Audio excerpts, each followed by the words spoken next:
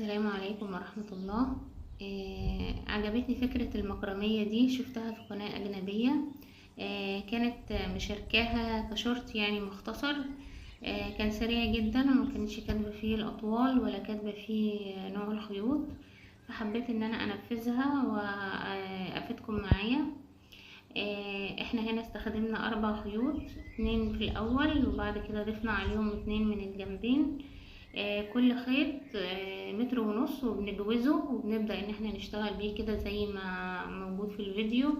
في الاول الحلقة دي بنجيبها من الخيوط، من محلات قصدي، بتاعة الخيوط بتاعة المكرمية. حطينا فيها الاول خيطين مجوز، وبعد كده عملنا غرزة البداية زي ما شفتوا، وبعد كده عملنا غرزة مربعة واحدة. الغرزة المربعة هي الغرزة الأساسية في المكرمية، شوفوها معايا هتظهر كذا مرة، انا بعمل ببطء وان شاء الله تفهموها. بعد كده ضفنا الخيطين من الجنب كده اللي انا زي ما هو موضح كده.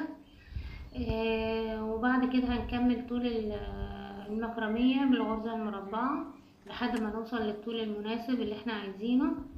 وبعد كده بنقفل تحت التقفيل العادي بتاع المكرمية، وبنسيب الخيوط اللي تحت او الشراشيب اللي تحت دي على حسب الرغبة، يعني طولها على حسب الرغبة، زي لو انت حباها قصيرة او طويلة. بنبدأ نسويها من تحت، وبعد كده بنمشطها بالمشط بتاع المكرمية. انا ما عنديش مشط المكرمية لاني مش واخدة الموضوع بصورة احترافية يعني، فانا فكفتها كده بايدي بس. المكرمية دي سهلة وبسيطة وما خدتش مني اكتر من 10 دقايق، وتعتبر لمسة رقيقة من صنع ايديكي في كل اوضة وتجديد. اتمنى ان انتوا تجربوها وما تكسلوش، وان شاء الله تعجبكم وتنفذوها في كل الاوض. تابعوا معايا المكرمية للاخر.